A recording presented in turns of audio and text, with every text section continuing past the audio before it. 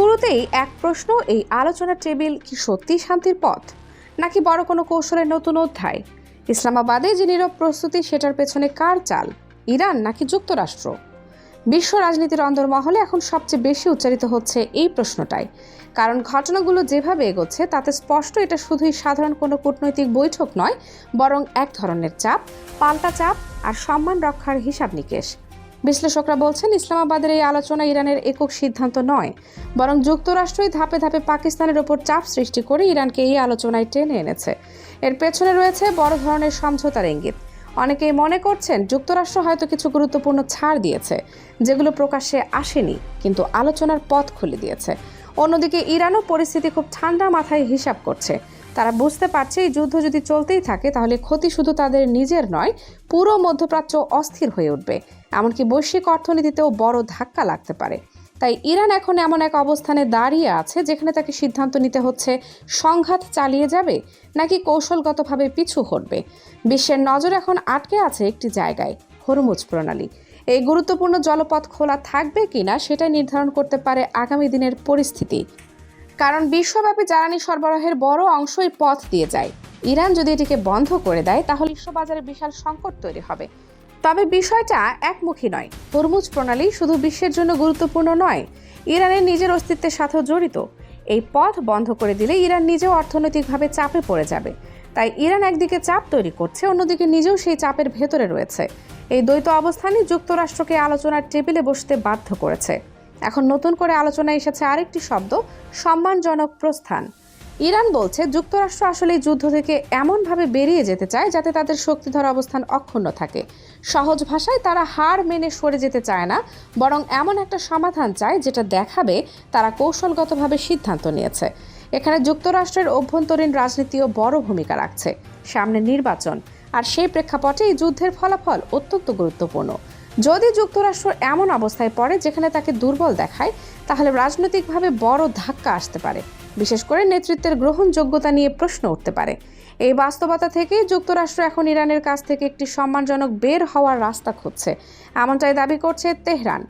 ইরানের বক্তব্য অনুযায়ী যুক্তরাষ্ট্র এখন এমন এক অবস্থায় আটকে গেছে যেখান থেকে বের হওয়া ছাড়া উপায় নেই। কিন্তু সেই বের হওয়াটাও হতে হবে হিসেব করে, মর্যাদা বজায় রেখে। এদিকে আলোচনার ধরনটাও বেশ অদ্ভুত এবং কৌশলপূর্ণ।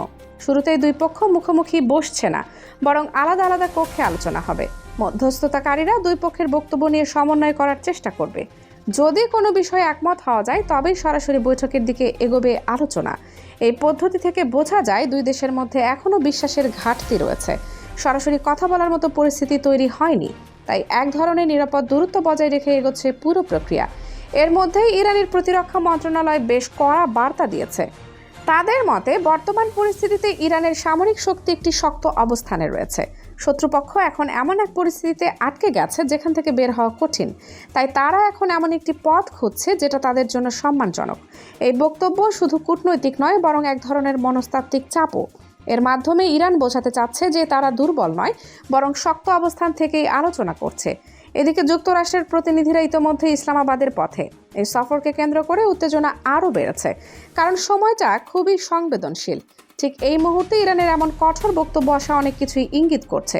তবে ইরানের পক্ষ থেকে আরেকটি বিষয় পরিষ্কার করা হয়েছে, তারা সরাসরি আলোচনায় আগ্রহী নয়। অর্থাৎ তারা নিজেদের অবস্থান থেকে এক চুলো সরতে চাচ্ছে না। তাদের বার্তা পরিষ্কার, যা বলার তারা বলবে, সিদ্ধান্ত হলে হবে, না হলে নয়। এছাড়া ইরানের কূটনৈতিক তৎপরতা এখানেই শেষ নয়, তারা রাশিয়ার দিকেও তাকিয়ে আছে। পরিকল্পনা হচ্ছে জাতিসংঘে একটি প্রস্তাব আনা, যেখানে নিশ্চিত করা হবে ভবিষ্যতে আর কখনো ইরানের উপর হামলা হবে না। এই প্রস্তাব বাস্তবায়নে রাশিয়ার সমর্থন অত্যন্ত গুরুত্বপূর্ণ। আর বর্তমান পরিস্থিতিতে রাশিয়ার ইরানকে সমর্থন না করার তেমন কোনো কারণও দেখা যাচ্ছে না, বরং দুই দেশের সম্পর্ক এখন আগের চেয়ে অনেক বেশি ঘনিষ্ঠ। এর একটি বড় উদাহরণ হচ্ছে রাশিয়ার জাহাজগুলোকে হরমুজ প্রণালীতে শুল্কমুক্ত চলাচলের সুযোগ দেওয়া। ইরান ঘোষণা করেছে তাদের বন্ধু রাষ্ট্রগুলো কোনো ফি ছাড়াই এই পথ ব্যবহার করতে পারবে। এটি শুধু অর্থনৈতিক সিদ্ধান্ত নয়, বরং একটি রাজনৈতিক বার্তাও, কে বন্ধু আর কে নয়। সব মিলিয়ে ইসলামাবাদ এখন এক অদ্ভুত উত্তেজনার কেন্দ্র। একদিকে চলছে প্রস্তুতি, অন্যদিকে চলছে কূটনৈতিক চাপ আর পাল্টা বার্তা। আলোচনার ফলাফল কী হবে তা এখনও অনিশ্চিত। তবে একটা বিষয় পরিষ্কার, এই আলোচনার ফল শুধু দুই দেশের জন্য নয়, বরং পুরো বিশ্বের জন্য গুরুত্বপূর্ণ। কারণ এখানে জড়িয়ে আছে জ্বালানি, নিরাপত্তা, অর্থনীতি, সবকিছু। এখন সবাই অপেক্ষা করছে এই আলোচনা কি সত্যি শান্তির পথ খুলে দেবে, নাকি এটি হবে আরো বড় কোনো সংঘাতের শুরু।